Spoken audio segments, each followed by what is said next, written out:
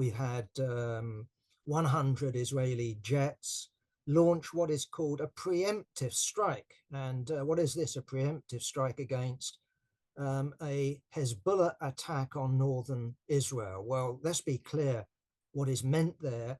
This isn't tens of thousands of Hezbollah fighters crossing the frontier and invading northern Israel. That wasn't going to happen. That isn't going to happen. What we were clearly talking about is Israel preempting missile attacks, drone attacks. What happened as a result of these 100 aircraft going in and taking out this, that, and the other? Hundreds of missiles, hundreds of drones, of course, were delivered from southern Lebanon by Hezbollah forces. So tit for tat, but a definite escalation. I think we have to say, and I said it last week, there's absolutely no chance of the Blinken Biden, call it whatever you will, peace deal. It wasn't going to happen.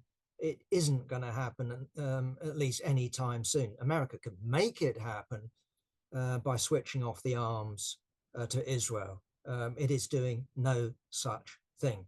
And so Israel is not only intent on keeping fighting in Gaza.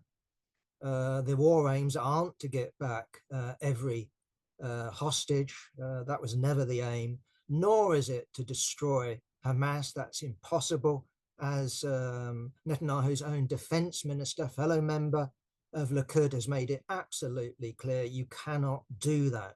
But an Israeli presence, an Israeli terror regime in Gaza, that is something that Israel can sustain. I think Netanyahu and his coalition partners are determined to do that. And upping the war, upping the ante, is also something Netanyahu seems determined to do. He seems determined, at least from my angle, to either get the United States involved before the election, but on the hope that it is Trump elected. So it's Netanyahu hoping that Trump is elected.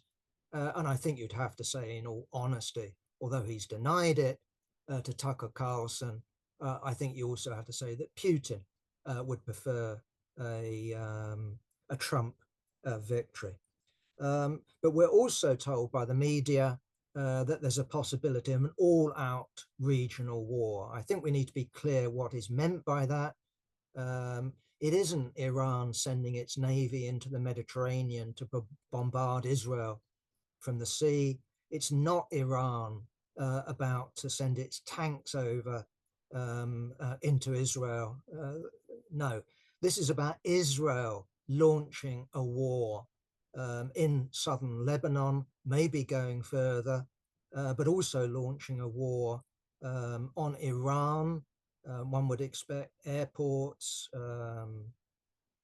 communications, military bases, and perhaps its nuclear facilities to be attacked. But the aim clearly is to try to drag the United States in.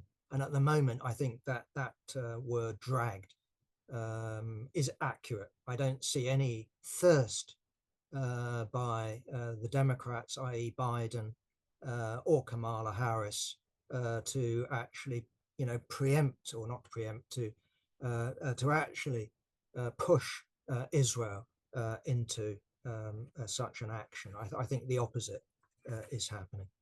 Okay, a very